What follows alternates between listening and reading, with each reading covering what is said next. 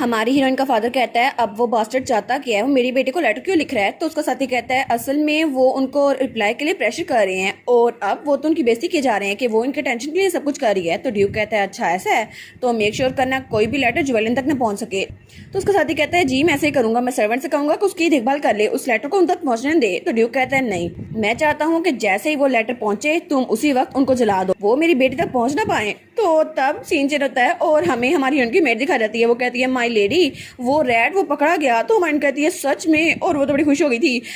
तो उसकी मेट कहती है जी जी बिल्कुल, ट्रैप में सिर्फ एक रैट पकड़ा गया था और उसका साइज इतना बड़ा था ना, हमें लगा था शायद वो गलती से यहाँ पर आ गया।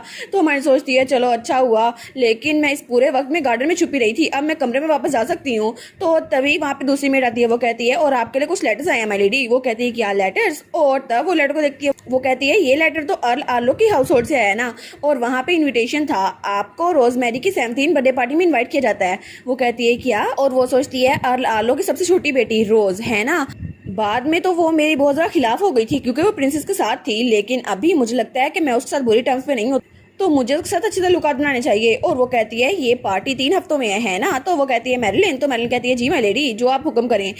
वो कहती है अभी जाओ गार्डन से कुछ फ्लावर्स लेकर आओ, और सैला तुम अभी मेरे लिए कुछ लेस और रिबन्स लेकर आओ। वो कहती है क्या आखिर फ्लावर्स और रिबन्स का क्या करना है। तो हमारी बहन सोचती है सबसे पहले इंडिपेंडेंट बनने के लिए मुझे अपनी रेपुटेशन अच्छी करनी होगी। तो वो कहती है और मुझे थोड़ा सा और केक भी ला के दो, मुझे बड़ी भूख लगी हुई है। और वो सोचती है मुझे सबसे पहले अपने डेथ फ्लैग को फिक्स करने की कोशिश करनी होगी ताकि मुझे और जरूरत ना पड़े। और तब सीन चेंज होता है और हमें एक और जगह दिखाई जाती है जहाँ पर एक लड़की इस लेटर को देखती है। वो कहती है वाह ये कितना प्यारा है ना, और उसमें हमारी हीरोइन ने उसका लेटर कबूल कर लिया था और उसको जो लेटर भेजा था वहाँ पे रिबन और फ्लावर्स थे जो बड़े प्यारे लग रहे थे। वो कहती है वाह लेडी ज्वेलियन ने स्पेशली मेरे लिए डेकोरेट किया है और ये तो बहुत ज़रा खूबसूरत है। तो वो तो बेड पे इधर झूल रही थी। वो कहती है मैं तो बहुत ज़्यादा सरप्राइज थी, मुझे लगा था वो मेरे लेटर का रिप्लाई नहीं करेंगी, लेकिन उन्होंने मेरा इन्विटेशन भी एक्सेप्ट कर लिया। और वो कहती है टू बी ऑनेस्ट मैं तो उन्हें बहुत ज़्यादा आइडियाज़ किया करती थी, वो तो बहुत ज़्यादा प्यारी हैं और बिल्कुल एक डॉल की तरह लगती हैं, और मैं तो उनसे दोस्ती करना चाहती थी। और तब उसने एक बार कहा था गुड इवनिंग लेडी फ्लोएन, लेकिन वो प्रिंस के पीछे चली गई थी और उन्होंने कहा था मिकाइल मेरी बात सुनो, लेकिन उन्होंने मेरी बातें सुनी थी। मुझे लगा था शायद उन्होंने मुझे ठुकरा दिया है और शायद मैं इग्नोर हो गई हूँ, लेकिन अभी उन्होंने मेरा रिप्लाई किया और मुझे तो बहुत ज़्यादा मज़ा आ रहा है। तो मेड आती है कहती है माय लेडी थोड़ा तो डिग्निफाइड हो जाए। तो वो कहती है नहीं नहीं मेरी पहली दोस्त बनी है। और तब उसने दोबारा से लेटर भेजा था। तो मायने सोचती है मुझे लगा नहीं था कि रिप्लाई में कुछ और आएगा, और उसने भी वहाँ पर कुछ पत्ते और कुछ रिबन्स लगाए थे और उसमें लिखा था मैं बहुत ज़्यादा खुश हूँ कि आपने मेरी इनविटेशन को एक्सेप्ट कर लिया। तो हमारी सोचती है वाह क्या इसने मेरे लेटर को कॉपी किया है, कितनी अडोरेबल है ना ये। तो तभी वो कहती है ये तो 10 पेजों का भरा हुआ है, बहुत ज़्यादा लॉन्ग है। लेकिन उसकी बेट सोचती है वाह पहली बार लेडी ज्वेलियन हंस रही है, वो भी एक लेटर रिसीव करते हुए। तो हमारी सोचती है अब ये जो कह रही है तो मुझे लगता है इसकी बर्थडे पार्टी बहुत ज़्यादा बड़ी होने वाली है। तो मेट्स कहती हैं वाह हमें लगता है हमारी लेडी बड़ी हो रही है और उन्होंने अपनी पहली दोस्त बनाई, मुझे तो पता नहीं ऐसी रोना आ रहा है। तो हमारी सोचती है नहीं नहीं वो मेरी दोस्त नहीं बन सकती, मुझे लगता है उसने जैसे लेटर भेजा है ना उससे मुझसे कुछ चाहिए होगा है ना, तो मुझे उसके लिए कुछ खरीदना होगा।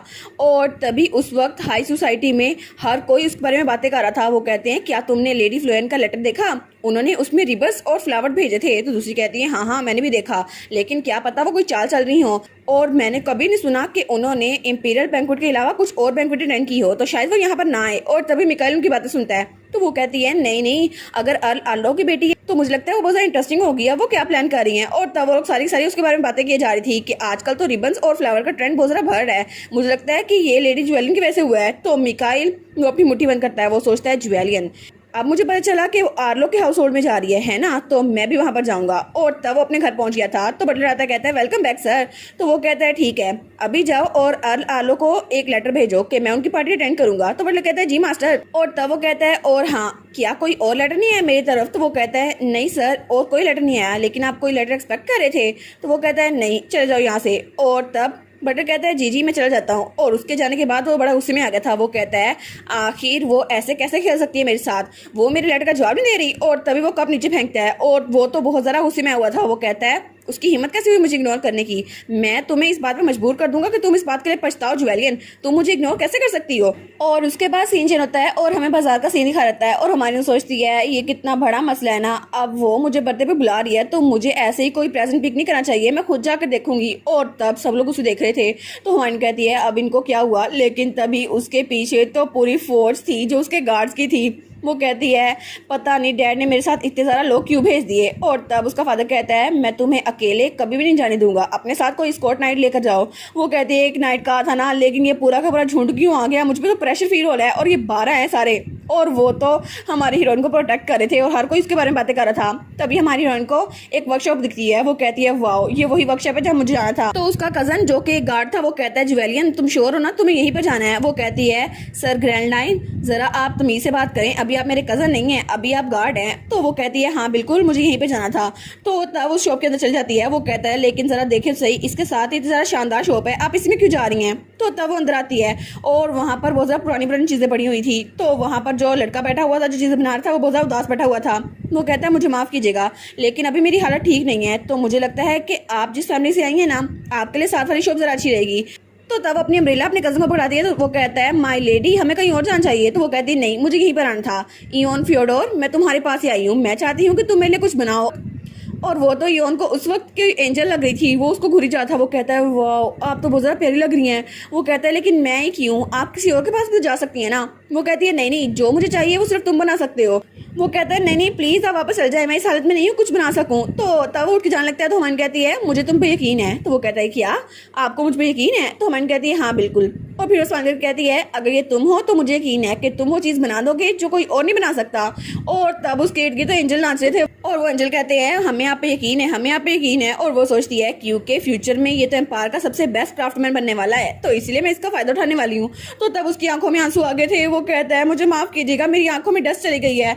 और हमारी हीरोइन सोचती है ये तो स्लम्स में पैदा हुआ था, लेकिन इस पे प्रेशर था कि अपनी फैमिली का बिजनेस आगे बढ़ाए, लेकिन ये करना नहीं चाहता था। और ये जो नेकलेस इसने बनाया था वो आइंदा आने वाली एज सेरेमनी में प्रिंसेस पहनने वाली है, जिसकी वजह से इसकी बहुत ज़्यादा शोहरत हो जाएगी। लेकिन मैंने तो जैकपॉट को हाथ लगा लिया है, अब ये मेरी साइड पे रहेगा तो मेरा प्लान खराब नहीं होगा।